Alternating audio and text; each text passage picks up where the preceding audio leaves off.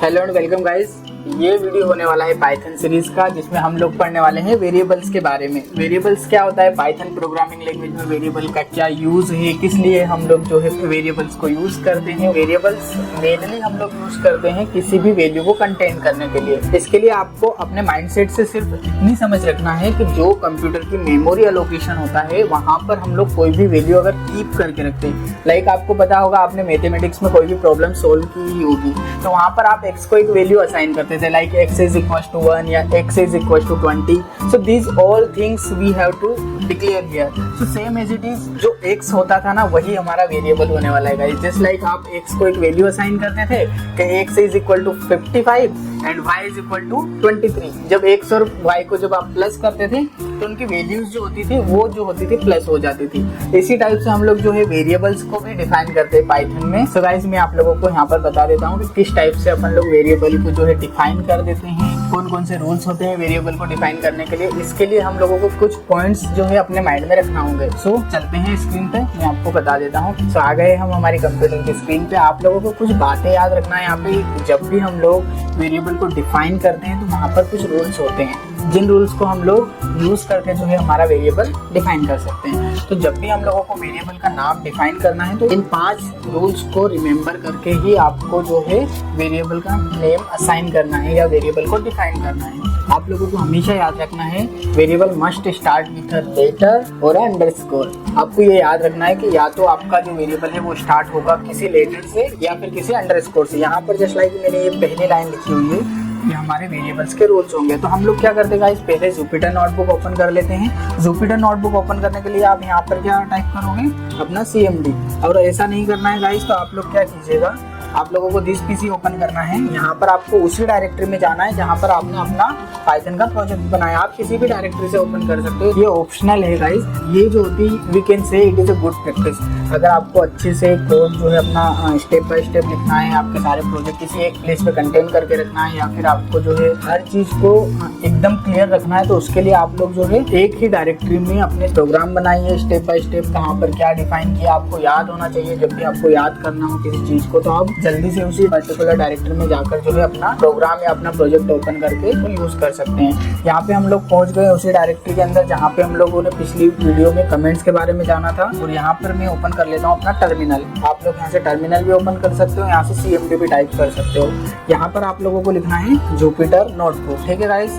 जैसे ही आप लोग इसको लिख करके यहाँ पर एंटर हिट करते हो तो आपको क्या होगा, यहाँ पर आपकी जुपिटर नोटबुक ओपन हो जाएगी। जुपिटर नोटबुक आपकी उसी डायरेक्टरी में ओपन होगी जिस डायरेक्टरी से आपने उसको ओपन किया है। सो यहाँ पर आपको कमेंट्स वाली फाइल दिख ही रही है, साथ में आपको नई फाइल ओपन करना है यहाँ पर, जो कि हम लोग वेरिएबल के लिए यूज करने वाले गाइस। तो इसका फर्स्टली हम लोग नाम चेंज करते हैं, तो इसका नाम रख लेते हैं वेरिएबल्स। तो गाइस यहाँ पर हम लोग अपना पहला रूल डिफाइन कर देते हैं। द फर्स्ट वन इज, पहले हम लोग इसको मार्क डाउन में एज अ टाइटल कंटेन करके रखेंगे। जो पहला रूल होगा वो हम लोग कहाँ से, नोटपैड से अपने कॉपी करके लेकर आते हैं। इसको कॉपी करेंगे, राइट क्लिक करके कॉपी एंड देन आपको पेस्ट कर देना है। कॉपी पेस्ट के लिए आपको कमांड पता ही होगा, कंट्रोल दबा के आपको C दबाना है। अगर कॉपी करना है तो मान लो इसको कॉपी करना है, कंट्रोल C दबाना है। और पेस्ट करने के लिए यानी कि उसको चिपकाना है तो कंट्रोल V दबा देना है, ठीक है। अब यहाँ से हम लोग इसको रन करते हैं। So must start with a letter और अंडरस्कोर। लाइक यहाँ पर मैं 1 से इक्वल्स टू 50 अगर इसको वैल्यू असाइन करूँ और इसको रन करता हूँ, जब मैं इस x को यहाँ पर कॉल करता हूँ तो आप देखोगे कि यहाँ पर मुझे x की वैल्यू 50 मिल रही है। अब मैं क्या करता हूँ गाइस, यहाँ पर अंडरस्कोर x कर देता हूँ इज इक्वल्स टू यहाँ पर 80 लिखता हूँ।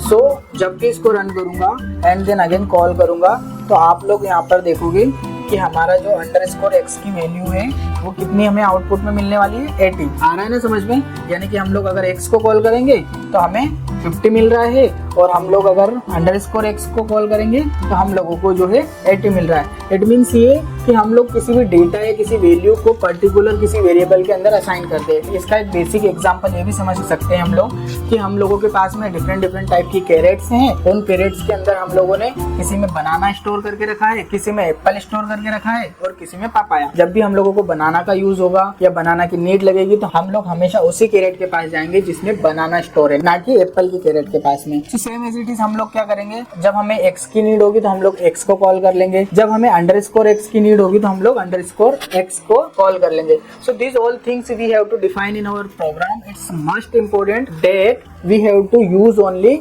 लेटर और underscore in our variable. Okay guys, so this is our first point and another one is second dot. यहाँ पर लिख लेते हैं हम लोग दूसरा पॉइंट जो हमारा होने वाला है वो हम लोग यहाँ पे फिर मार्क डाउन करेंगे और यहाँ पर इसको जो है एक हेडिंग टाइप लिख लेंगे. दूसरा पॉइंट है हमारा can not start with a number. जब भी हम लोग किसी वेरिएबल को डिफाइन करते हैं तो कभी भी उसको किसी नंबर के साथ में स्टार्ट नहीं करना, अदरवाइज आप लोगों को सिंटेक्स एरर मिल सकती है यहाँ पर.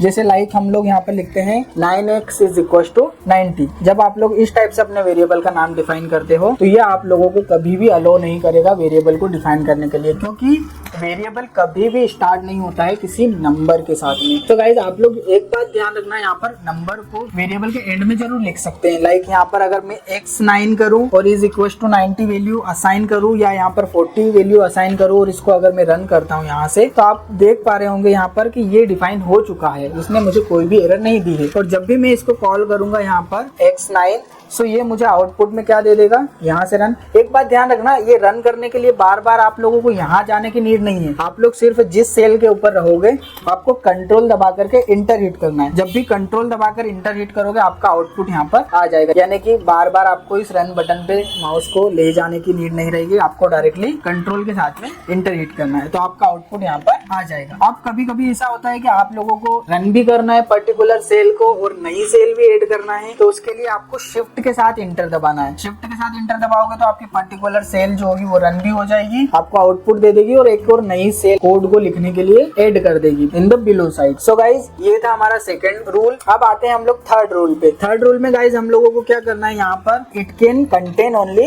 Alpha numerical character and underscore. So ये भी एक बहुत इंपॉर्टेंट पॉइंट है कि जब भी आप लोग वेरिएबल डिफाइन कर रहे हो तो आपको अल्फा न्यूमेरिकल कैरेक्टर ही यूज करना है और underscore. Alpha numerical means A to Z हो गया या फिर 0 से 9 हो गया, कोई भी नंबर हो गया 0 से 9 in the end of the variable. ये आपको सेकंड रूल भी याद रखना है यहाँ पर कि आप लोग जो है स्टार्ट में यूज नहीं कर सकते किसी नंबर को, बाद में कर सकते हैं. यहाँ पर आप लोग एक पॉइंट डाल सकते हो कि हम लोग जो है A to Z तक कोई भी यूज कर सकते हैं या फिर 0 से लेकर के 9 तक कोई भी नंबर हो सकता है या फिर हमारा अंडरस्कोर है हमारे साथ में. सो गाइज हम लोग ये तीनों चीजें यहाँ पर यूज कर सकते हैं. यहाँ पर लिखता हूँ मैं नेम = शरद. सो यहाँ पर आप लोग जब भी रन करोगे तो आप देख रहे होंगे ये रन हो गया. अब आप लोग जब भी इसको कॉल करोगे नेम शरद जो है यहाँ पर प्रिंट हो जाएगा. या फिर ऐसा लिखते हो अंडरस्कोर के साथ में सरनेम. ओके, तो सरनेम = लाइक पटेल. ओके, सो आप लोग जब भी अब सरनेम को कॉल करोगे विद द अंडरस्कोर, सो यहाँ पर आप लोगों को क्या मिल जाएगा, अभी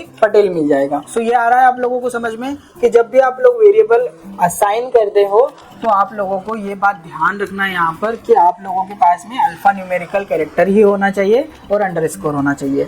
स्टार्ट में कभी भी वेरिएबल के नंबर हम लोगों को यूज नहीं करना है. आप हमेशा याद रखिएगा ये वेरिएबल है और ये हमारी वैल्यू रहेगी, यानी कि ये हमारा कैरेट है और ये हमारा फ्रूट्स है, यानी कि बनाना, एप्पल या फिर papaya. And then next point is, हम लोग एक और पॉइंट यहाँ पर नोट डाउन कर लेते हैं जो हमारा फोर्थ पॉइंट होगा गाइस. इसको जो है हम लोग यहाँ पर मार्क डाउन कर लेते हैं. हमारा फोर्थ पॉइंट ये कहता है कि जो वेरिएबल होते हैं वो हमेशा केस सेंसिटिव होते हैं. अब केस सेंसिटिव का मीनिंग क्या होता है, यहाँ पर लाइक आपने x = 50 रखा यहाँ पर और यहाँ पर फिर कैपिटल X = 90 रख दिया और इसको आप लोग अगर रन करोगे and whenever you will call small x, so it will return the value of small x only 50. यानी कि स्मॉल x में हम लोगों ने क्या डिफाइन करके रखा था, 50, और जो हमारा कैपिटल X था उसमें हम लोगों ने 90 वैल्यू को असाइन की थी.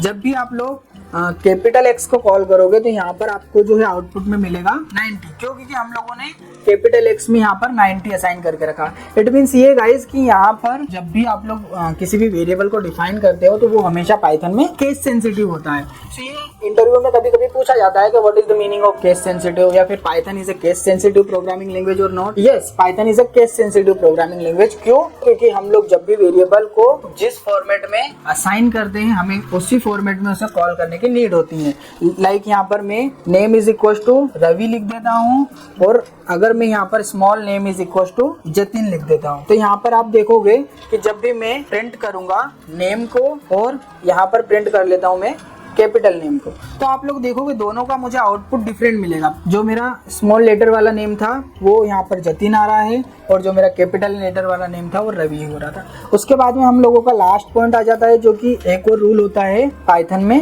वो ये बोलता है कि हम लोग कभी भी किसी भी पाइथन के कीवर्ड को यूज नहीं कर सकते एज अ वेरिएबल।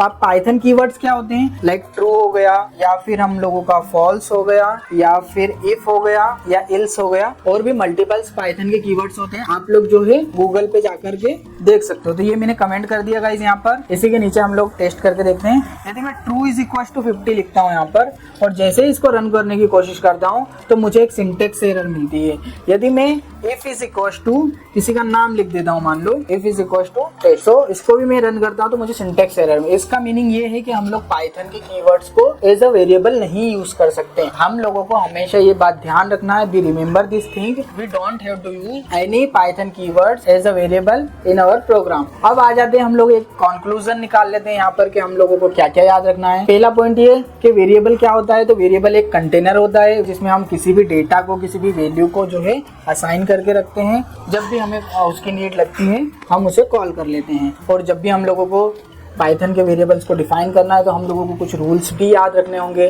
कि हम लोग जब भी वेरिएबल का नाम डिफाइन कर रहे हैं तो ये स्टार्ट होना चाहिए किसी लेटर से या फिर अंडरस्कोर से। हम लोग वेरिएबल के स्टार्ट में किसी भी नंबर को यूज नहीं कर सकते हैं। हम लोगों को जो है हमेशा अल्फा न्यूमेरिकल कैरेक्टर ही यूज करना है और अंडरस्कोर यूज करना है। पाइथन वेरिएबल जो है केस सेंसिटिव होते हैं। हम लोगों को हमेशा याद रखना है कि किसी भी पाइथन के कीवर्ड्स को कभी भी एज अ वेरिएबल यूज नहीं करना है। So guys these all points we have to remember for doing good programming in Python. So अभी के लिए इतना ही गाइस, मिलते हैं नेक्स्ट वीडियो में। आई होप कि आपको वेरिएबल का कॉन्सेप्ट जो है क्लियरली समझ में आया होगा। And thank you so much for watching this video. Please comment if you have any kind of queries and any kind of doubts. So take care.